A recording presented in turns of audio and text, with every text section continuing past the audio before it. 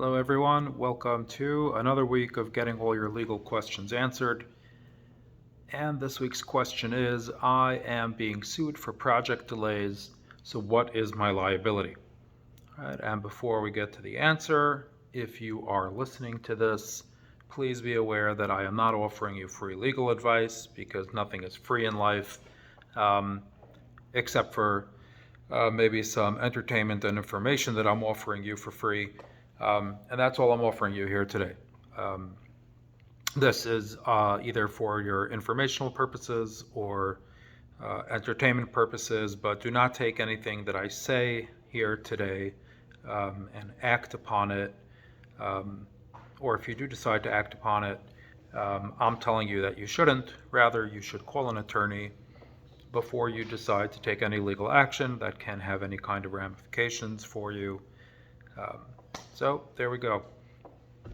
Disclaimers out of the way. Again, do not rely on anything I say here today. All right, back to the question.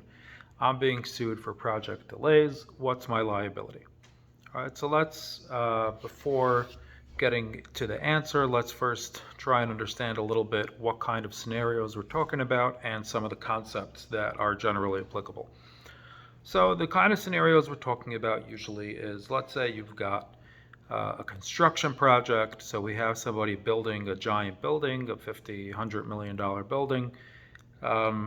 There are many different workers, many different companies that are going to be working on the building. We've got a guy doing concrete. We've got a guy doing the steel work. We've got a guy doing the framing. We've got electricians and plumbers, right? All kinds of different people that need to coordinate to get their work done. Oftentimes what happens is one of those people gets delayed, and that essentially causes a backup in the entire system, right? Because if one guy, let's say the concrete guy didn't finish doing his work, so the steel guy can't go put up the steel beams. Or if the steel isn't in properly yet, the electrician can't get started on his work, right? So what happens is, if we have one of these contractors, for whatever reason, is late on the job, it holds everybody up. It can push off the entire project by months because then everybody down the entire line needs to now be rescheduled. It can push off the project, leading to lots of lost money, right? Because the guy who's building the building, let's say, has certain approvals. He has funding that needs to be everything needs to be paid by a certain time. There can be lots of reasons why it's going to cause damages, and very often, especially because you're dealing with these giant buildings, you're dealing with very large amounts of money. Delays of a month you can be looking at numbers of $150,000-200,000 for a delay of a month in getting a building up. And sometimes the building owner or the general contractor or both are going to turn around and just sue everybody in sight for the delays to the building. And even though, let's say this contractor, his entire job was only a $50,000 job, it's possible that because of his delay in screwing something up, he's now getting sued for $200,000 because he didn't do his small-ish job on time. So what happens? Can he be liable, and is there any way to protect yourself on the outset? And if you didn't take steps to protect yourself, are there any kinds of defenses or ways around it? Right, so let's first just quickly discuss basic contract concepts. And the most basic thing to know about a contract, which strangely many people don't know, is that when you sign a contract, you are actually required to do what it says in the contract. And if you don't do it, you can be sued for damages simply for not doing what you're required to do in a contract. Right? So many people, they sign a contract to buy a house, and it says in the contract that the builder is going to build the house with these specifications, and then the builder just changes things up because he decides that he can do it more cheaply. And the buyer comes and says to the builder, hey, we have a contract. You said you're going to build the house this way. You changed things around. You weren't allowed to. And the builder says, all right, too bad. If you don't like it, you don't have to close. I have someone else to buy the house. Can the contractor do that? And the answer is no, even though many contractors think they can. If there's a contract, you can still close on the house, and you could technically still sue the contractor for breach of contract, right? Contract obligates you to do what it says in the contract. If you don't, you can be sued for damages for not doing what you are required to do in the contract. So let's say, in these kinds of cases, let's say you're a subcontractor, you're doing concrete work, and you don't do your work on time. And now you're getting sued for the delay because you caused all of this damages by delaying the project. Generally, that's going to be a contract claim, usually. The reason it's a contract claim is because usually you have a contract or even a verbal agreement that says that you're going to finish the work by this and this time. And if you don't finish it by that time, well, then you've breached your contract. Right? Now, what kind of damages are there when you breach a contract? So the most simple kind of damages are compensatory damages, which means simply paying back the value of the item that you were supposed to do under the contract and you did not do. So let's say, for instance, if I were required by contract to build you a house, and a house would be worth let's say $1 million, you were supposed to pay me $500,000 for me to build the house. I don't build you the house. Now you have no house. You can technically sue for compensatory damages for the value that you were supposed to receive.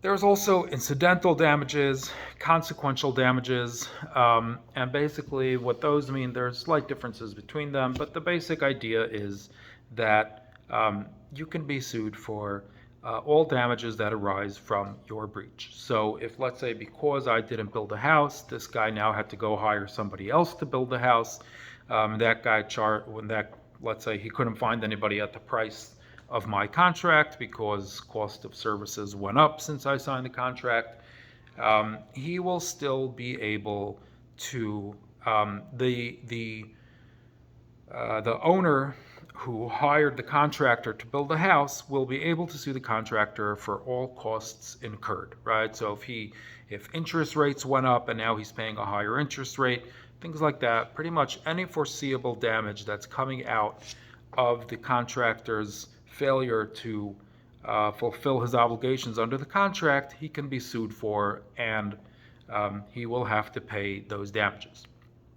All right, so bringing that back to our case, you can see how damages can pile up pretty quickly, right? If you've got let's say you've got an owner of a lot who's building a $20 million building, and you delay the project by a month, and he's got financing on his loans. So now he's got an extra month of financing that he has to pay for. He has extra interest he has to pay. He has extra carrying costs he has to pay. He has to reschedule everything, so there's more time in that.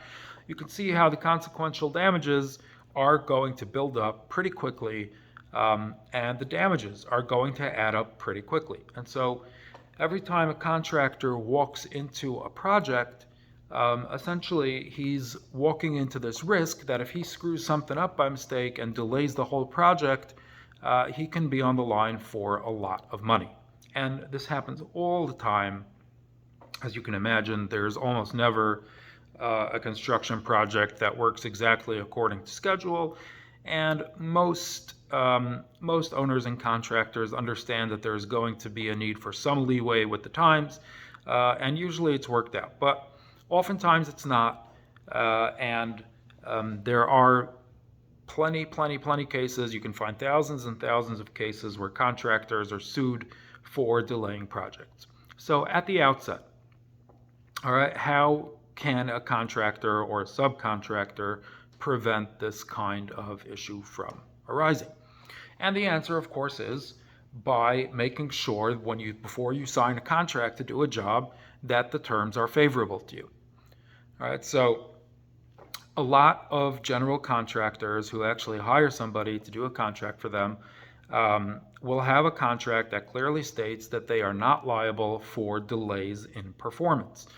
Sometimes it'll say they're not liable for delays in performance that weren't purposeful or that weren't due to let's say, severe negligence or gross negligence.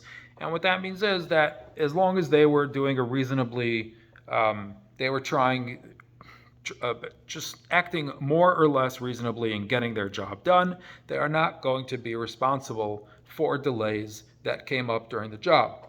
That is the number one easiest way to protect yourself from liability, is basically make sure the terms of your contract have a clause in there that will not put you on the line for any kind of delays. All right, I recently had a case, well, actually not recently, a while ago, I had a case where there was a GC on a project who had hired someone to do drawings for him, shop drawings, and the person who he hired to do the drawings kind of screwed up on something. They had to have all the drawings redone after they started the work. They realized that there were mistakes in the drawings, and they had to quickly scramble, find somebody else. It took several weeks until they got somebody. They had to undo the old work. They had to restart. Basically pushed off the performance by quite a bit of time. Now, this guy got sued by the GC. This was a subcontractor. He got sued by the GC. And his contract in this case put him on the line for pretty much everything. It put him on the line for actual costs of delays. It put him on the line for any costs of suit that the general contractor was going to have to pay because of the delays to the owner.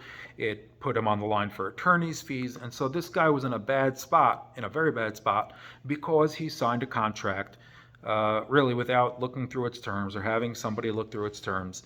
And that contract came back to bite him in a pretty bad way. Because of the situation in this case, rather than try and fight their GC, we tried to work together with them as much as possible to try and mitigate damages. We tried to work with the owner as much as possible to have them back off. And that was essentially our best bet in this case. Was sometimes you're better off just negotiating and mitigating damages rather than fighting things out. And that was the path that we took in this case because of the contract that this guy had signed. All right, but generally, if you are any kind of contractor or general contractor, you can make sure the terms in your contract are favorable enough to you that you're not going to have that issue. All right, now what happens if, let's say, you can't, right? You're kind of a small-time subcontractor. The GC is the guy with all the power, and he says, look, these are the terms that I require for any subs that I'm going to hire. You must be responsible for delays. Is there any way around it? And the answer is there are insurance policies that you can have to protect yourself against delays, but they are typically not going to be included in your general liability insurance. All right, and the reason they're not going to be included in your general liability insurance is because if there isn't a specific exclusion, almost always contract claims are not included for coverage in your general liability insurance. And so if you do want to have coverage for this kind of thing as a subcontractor, it is worth having a discussion with your insurance broker to make sure that you get coverage for this kind of claim. All right, because it's, like I said, it's a fairly high risk of things like this happening. They happen fairly often. And if you're not going to be able to negotiate out of such liability before you start the job, you want to at least make sure that you're protected on the back end, that if you do get sued for something like this, that you will have some kind of insurance coverage. All right, now what happens if you don't? Let's say you didn't get insurance coverage and you don't have a good contract. Are there any kinds of defenses? So the answer is sometimes. All right, they are defenses in these kinds of cases are somewhat hard to come by because typically they do arise. Typically the reason delays come up usually is because someone either made a mistake or they overbooked themselves or they had staff shortages or there was some kind of disagreement and they weren't doing their work, but usually it's not something that you're going to have any good defenses. But there are situations where you can. So one possible defense is what's known as a defense of impossibility.